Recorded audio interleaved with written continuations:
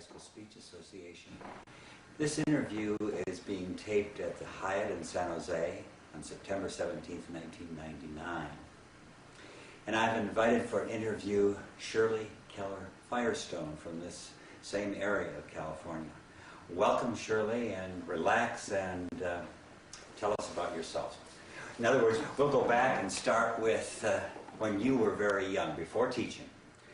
We would like to know where you were born, where you went to high school, college, and whether you competed in high school and college. So, all right, I was born in Rapid City, South Dakota, and I lived on a ranch 100 miles from where Rapid City is.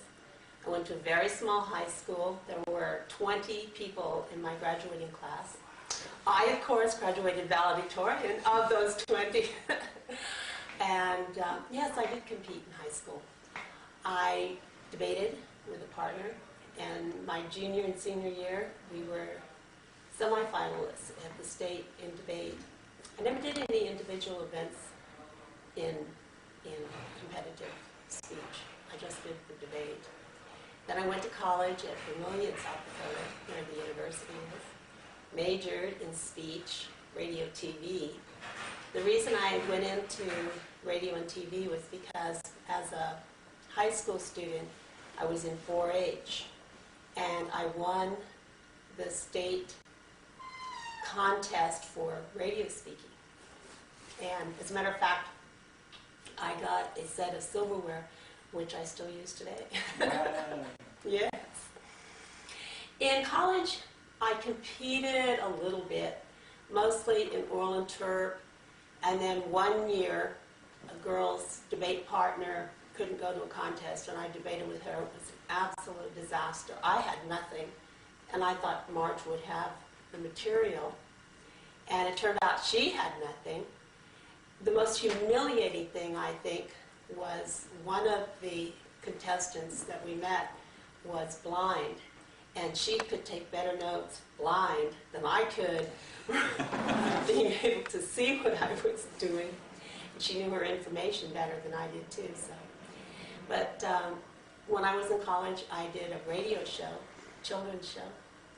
Worked in commercial radio and TV for 2 years, and found out that the men at that point in time in radio and television got to be in front of the camera, or got to be the newsman, or whatever, and were paid ultimately 3 times what I was being paid working in copy and so on.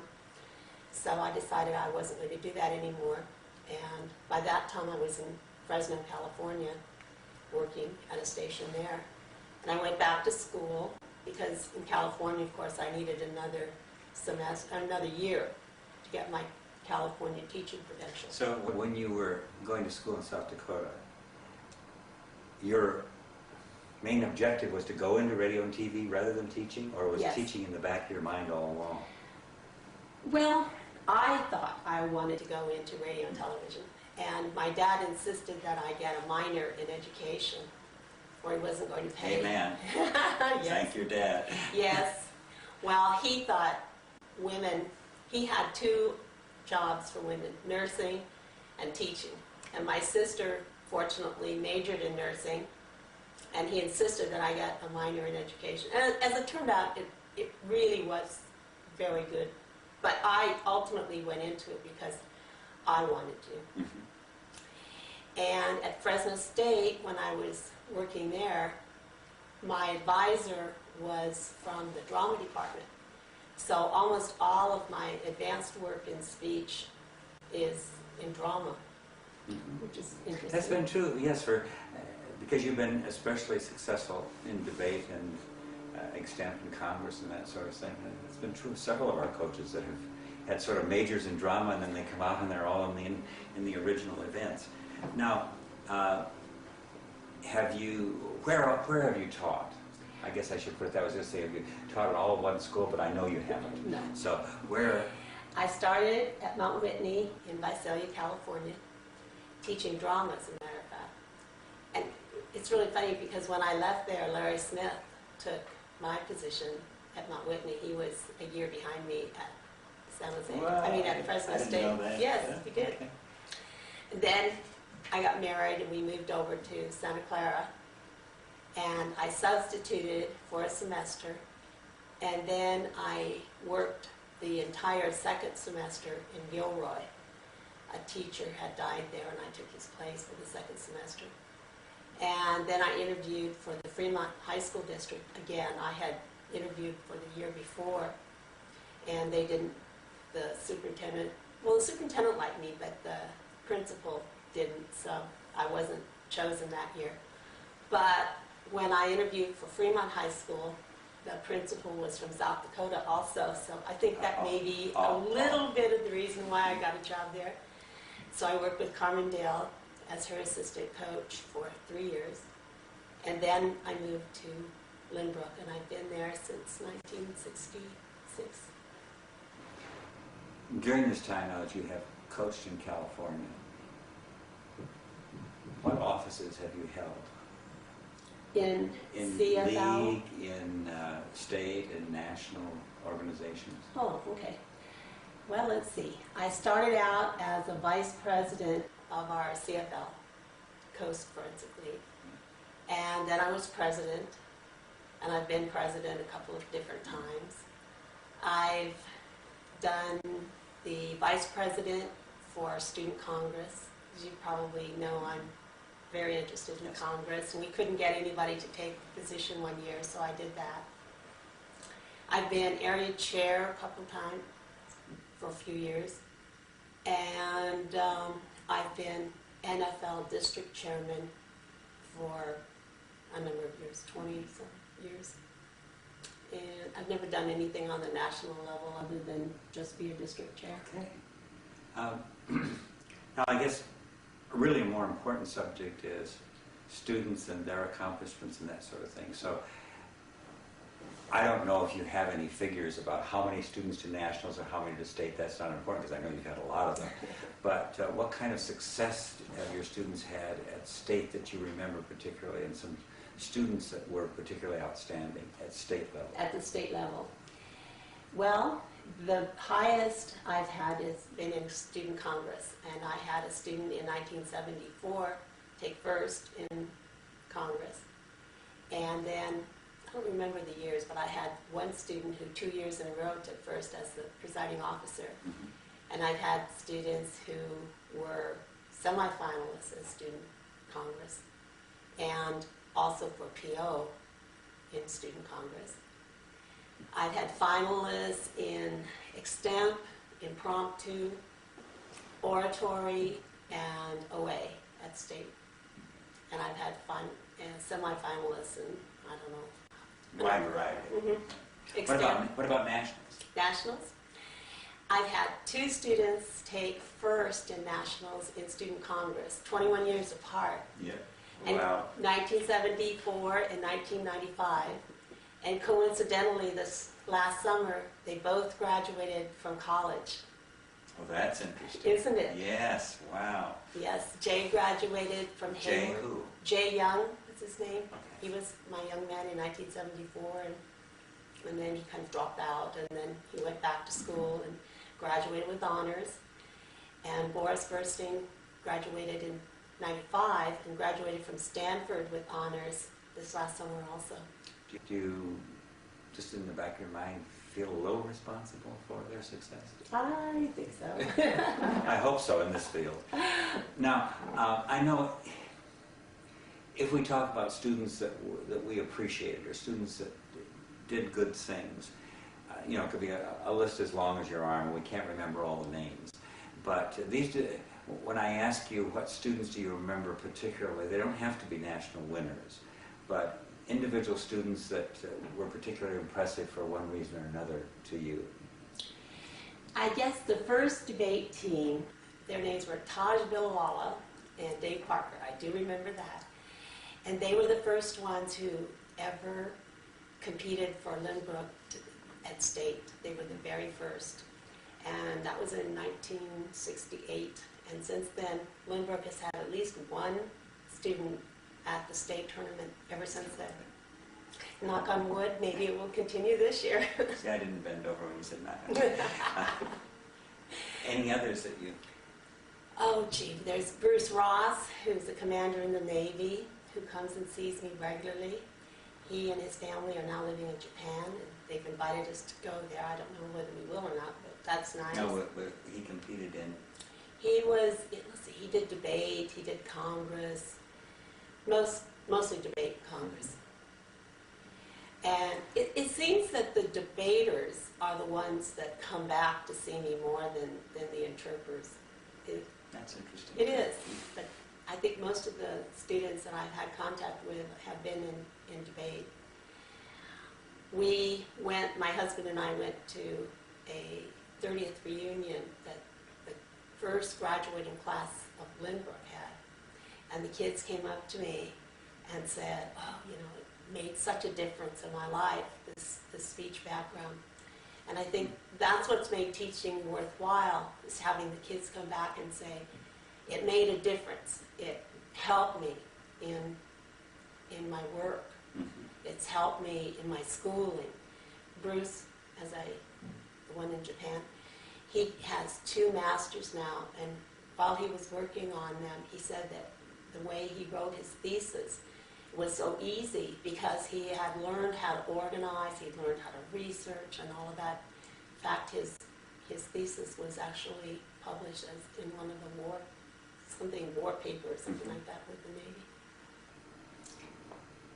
Now, when we become coaches, or when you and I became coaches a couple of years ago, we know that there were coaches who influenced us by helping us or becoming our friends, and then over the years there have been individual coaches that we have felt particularly close to for one reason or another.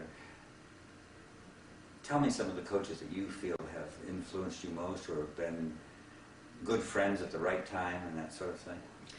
Well, of course, Carmelo Fernandez, who was my mentor at Fremont, and Natalie Weber, Sharon Prefontaine.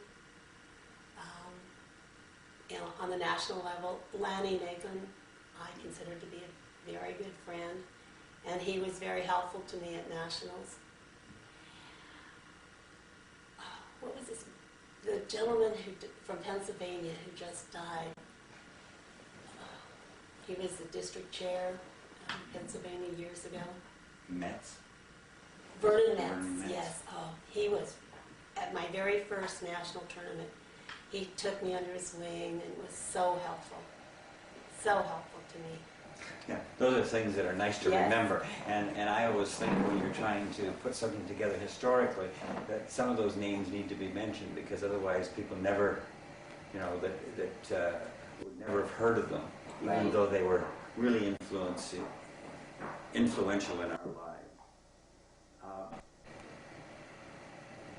Can you tell me any incidents that occurred going to state or to an invitational or to nationals or whatever with students that you find amusing, or, in other words, anecdotal things that you'd like to share? Well, I won't give the student's name for this one. We had a tournament at Stockton at UOP, and I had this really beautiful girl who was one of the contestants. And it was in the 70s when short skirts were very much in vogue. I walked out of the room to get the kids all ready to go to the tournament, and here was Dee Dee with her skirt up to here and the neckline down to here. And I said, "You cannot compete in that dress." She said, "Well, I only have this and the other one I brought." And I said, "Well, you're going to have to wear that." She said, "Oh." But I could not let the girl go and compete in that outfit. And then another time at nationals in South Carolina, or were we in North Carolina? North Carolina. North Carolina. We were staying in this hotel, and there was a rainstorm. And lightning, literally, we were lying in bed, and all of a sudden we heard this bang, and lightning struck the room next to us and knocked out the TV and well, knocked the lights out everywhere. And then we went to the tournament the next morning. The whole The power was out in the school? Yes, the whole school was dark.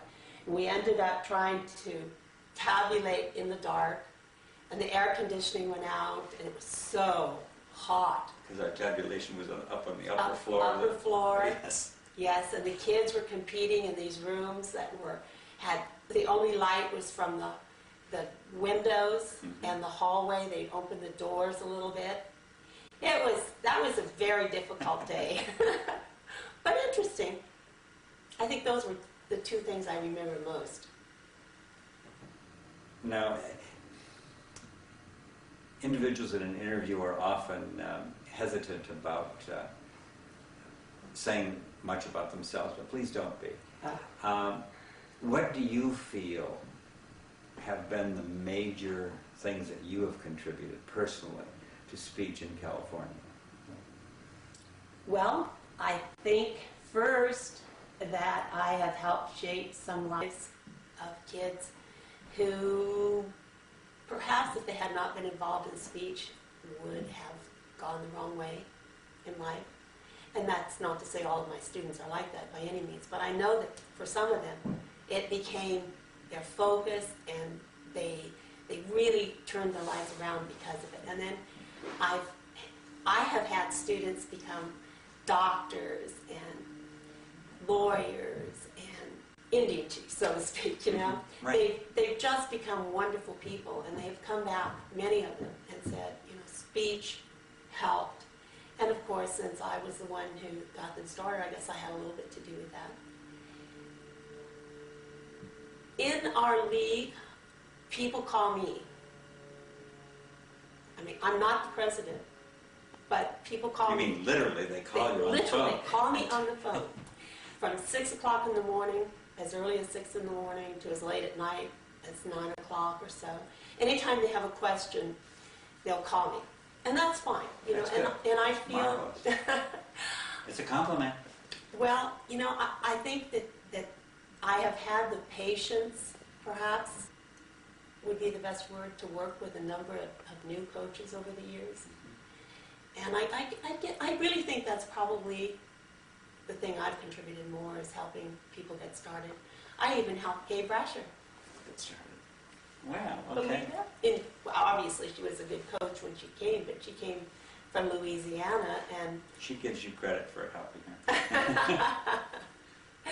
it was fun. And then I taught her Congress, and then her student came back and beat mine. So Yes, that's the way That's it the way it goes. goes. Yes, it sure is. I would be remiss if I didn't mention the fact that you have contributed so much to curriculum here in California. Not only sharing course study type of things and working on the curriculum committee, but particularly in the fields of impromptu and Congress. And that doesn't surprise me after listening to you about Congress. But I want to express my appreciation because you know that, not Congress, but curriculum in particular has been so dear to my heart, because I think basically that's the most important thing that we do, even though I've always loved the competition. So I don't want you to feel shy about the fact that you have really contributed in the field of curriculum. As a coach over these years, you've seen changes, I've seen changes. yes. I would ask you, if you would, to mention any changes that you can think of that you feel have really helped improve our organization, or any things that you think that we may have done that have been perhaps a detriment to the organization. I think the biggest improvement from when I first started was the cover sheets for the manuscripts. And seeing to it that we actually had something that had rules and that they were very clearly stated, and therefore people couldn't say when they got to the tournament, well, I didn't understand that whatever it was didn't meet the rules. I think that's a very important thing that we have done, is to set those up. And I think that Congress has improved over the years, not necessarily because of me, but just because of the way that I've heard that. they have set it up and everything. And I think that it's now become, I don't think that the kids look at it as just being a runner-up kind of thing. If you can't qualify in anything else, oh well, go in Congress. Because the people who have actually taken first and so on have been very well qualified people and interested in what they were doing. I think that's very important. Personally, the two things I don't like, and it really doesn't have anything to do with our organization, there's not much we can do about it, but the speed debate, I find when kids get up there and they start a debate and they don't even tell what the topic is, they don't define any terms, they don't feel they need to present what I would consider to be a prima facie case in the first affirmative, they wait for the negative to ask them to present this material, and talk so fast that the normal person can't understand them. I feel this has weakened debate for many schools, and I know many schools have dropped team debate for that reason, and now only do Lincoln Douglas. Lincoln Douglas, I think, has become the primary, as far as for many coaches, it's become the primary debate vehicle in California.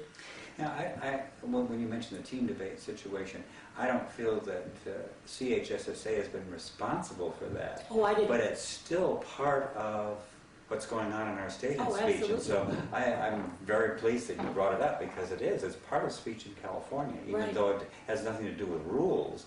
It has No. to do with what has happened in the field. And Right. Good. Any other things?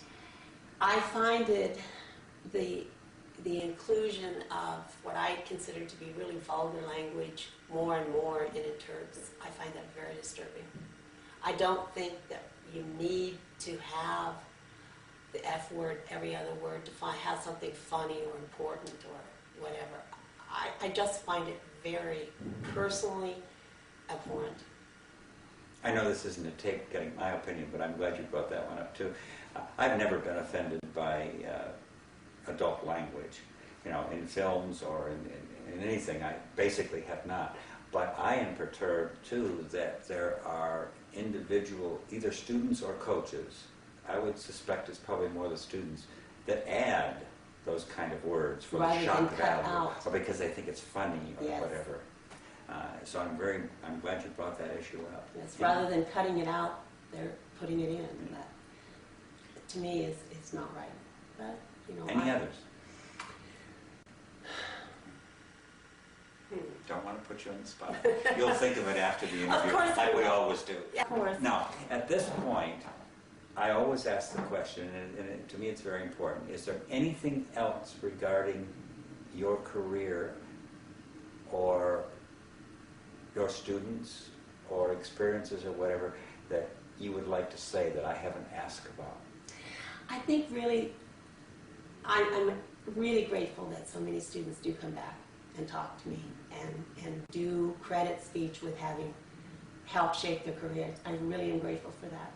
And I'm sorry that in more and more districts, including my own, that speech is becoming less important.